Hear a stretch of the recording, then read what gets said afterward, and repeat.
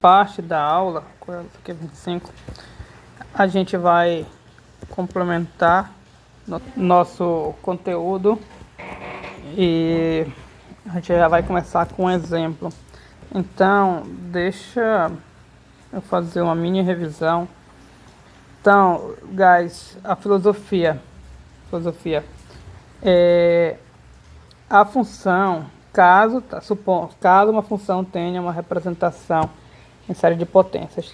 Aí, como a gente já viu, né? Já foi comentado, mas é claro que a gente não provou. As funções elementares, ela tem representação como série de potências, seno, cosseno, as raízes também tem representação. Então, beleza. E dessas funções que tem representação como série de potências, ou você pode aproximá-las pelo polinômio de Taylor. Então, o polinômio de Taylor, ele é esse bichinho aqui, ó. Ele é o polinômio que você vai aproximar a sua função, ok? Toda função que é igual à sua série de Taylor, o polinômio de Taylor é uma aproximação. Então, a gente pode resumir uma boa parte, não toda, mas alguma parte da aula anterior como isso. Outro detalhe é isso aqui, ó. Isso aqui vai ajudar a gente.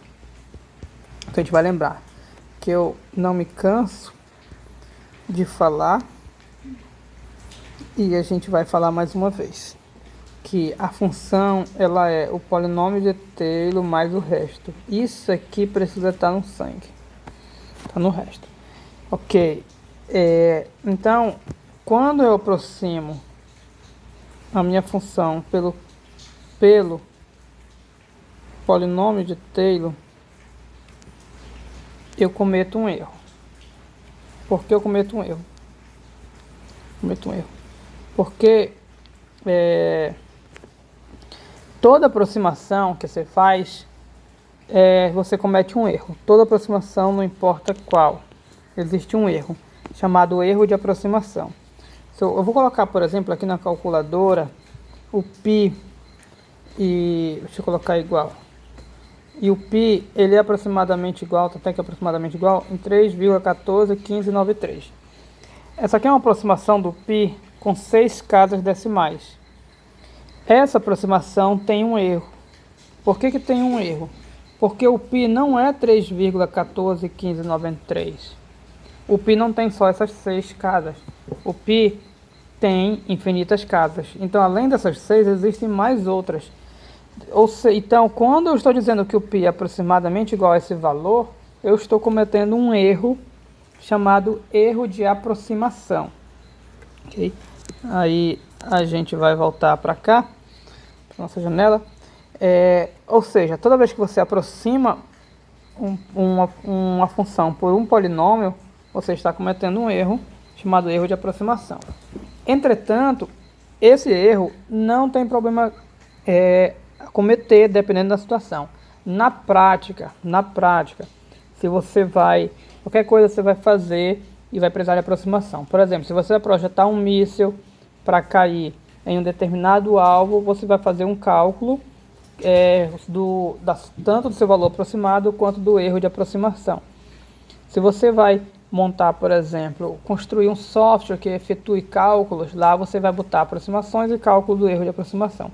Então, quando na prática, a gente aproxima quase tudo é aproximado, e que muita coisa não precisa ser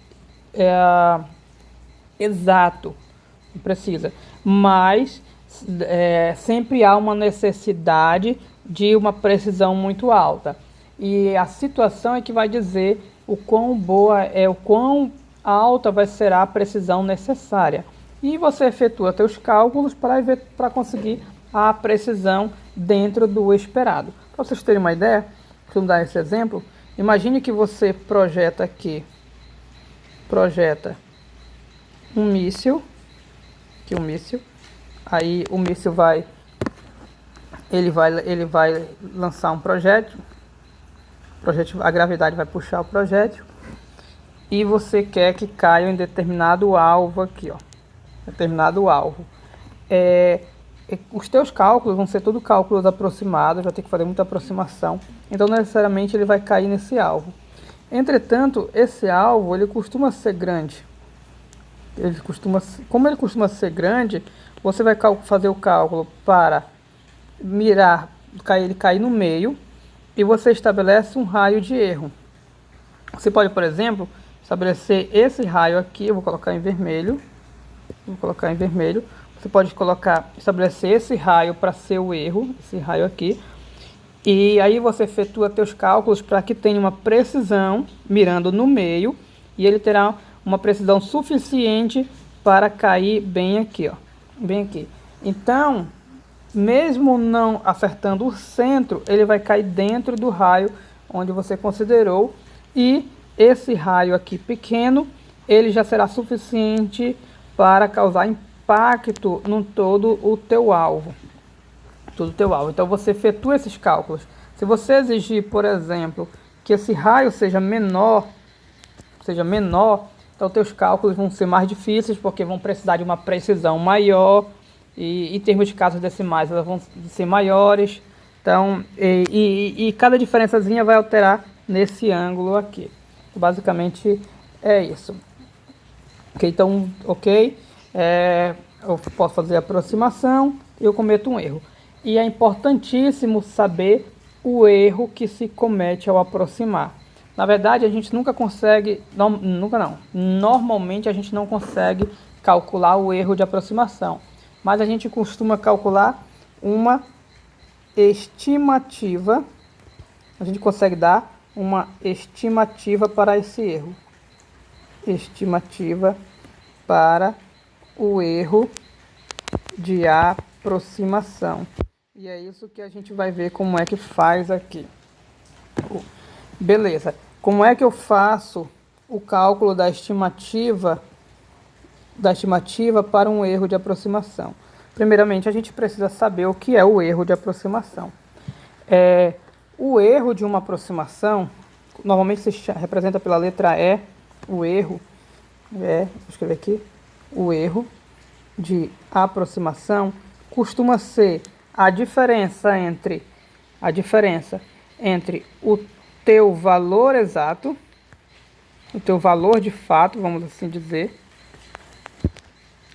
de fato, diferença, eu vou botar o menos, e o valor aproximado. Ou seja, você pega o valor de fato e o valor aproximado, pega a diferença, e isso vai ser o erro. Como existe a questão do sinal, aqui pode dar sinal, de acordo com quem é o menor, a gente sempre coloca em módulo para que o erro sempre seja positivo. Então, o erro é isso. Entretanto, é extremamente difícil calcular um erro de aproximação, porque você não sabe o valor exato do valor de fato. Se você soubesse o valor exato desse, você não precisaria fazer aproximação. Se bem que às vezes a gente precisa. Tá? Mas de modo geral, em muitos casos você não sabe o valor de fato, então é muito difícil fazer esse cálculo de erro. Por isso, a gente recorre à estimativa do erro. E o que é a estimativa do erro? A estimativa de um erro é um valor para o qual o nosso erro é menor. Se o erro é menor que m, esse m costuma ser, essa desigualdade costuma ser a estimativa para o erro de aproximação. Então, a estimativa para o erro é uma desigualdade. Entretanto, estimativas, normalmente você não busca por estimativas qualquer. Você costuma buscar por estimativas boas, que são as interessantes. Existem as estimativas Sharps, que é uma linha de pesquisa, inclusive, na matemática, dependendo da situação. Mas a gente não vai trabalhar com Sharps aqui. Mas a gente tenta conseguir a melhor estimativa possível dentro das nossas contas, a gente tenta melhorar. E para a gente ter uma estimativa muito boa, a gente precisa que esse m seja muito pequeno. Eu vou já explicar o porquê. Quanto menor m, aí a gente tem o que? Tá vírgula aqui, melhor a estimativa. Por que isso? Para entender melhor, eu vou pegar um exemplo. Eu não sei calcular o erro, mas vamos supor que o fulano fez uma conta e descobriu que o erro é menor que 0,2. Aí o outro fulano fez a conta e descobriu que o erro é menor que 0,001. Qual é a melhor estimativa por erro? Essa estimativa aqui, ela é melhor do que essa. Por que ela é melhor? Porque aqui eu tenho um parâmetro muito melhor do meu erro. Por essa estimativa, o meu erro poderia ser 0,1. Dependendo da situação, 0,1 pode ser um erro muito grande. Mas essa estimativa me diz que o erro não é 0,1, porque ele é menor do que 0,001. Ou seja, essa estimativa me diz que o erro é muito menor do que eu imaginava. Então essa aqui não me dava muita imaginação do erro. Aqui o erro é muito menor do que imaginava. Ou seja, a minha aproximação é muito melhor. Já que quando a gente aproxima, a gente quer o mínimo de erro possível. Então, estimativa, quanto menor esse número, melhor ela se torna. Que foi o que a gente escreveu aqui. Ok? E isso não é para vocês decorarem, é para vocês compreenderem. Eu coloquei lá no grupo, inclusive para, se possível, reassistir a aula, que a aula tem muita coisa teórica e a gente vai para a prática depois, e você vai precisar associar o teórico ao prático. Então, quando você voltar a assistir a aula, você vai assistir isso aqui pensando no prático, pensando no exemplo para fazer associação na sua mente. Então, ele vai requer muita concentração, muita. Então, tentem ficar atentos ao que é dito. Aqui, se alguém dominar a estatística, não vai ter tanto problema com essa parte, que trabalha muito com aproximações, com erros, são elementos bem comuns na estatística.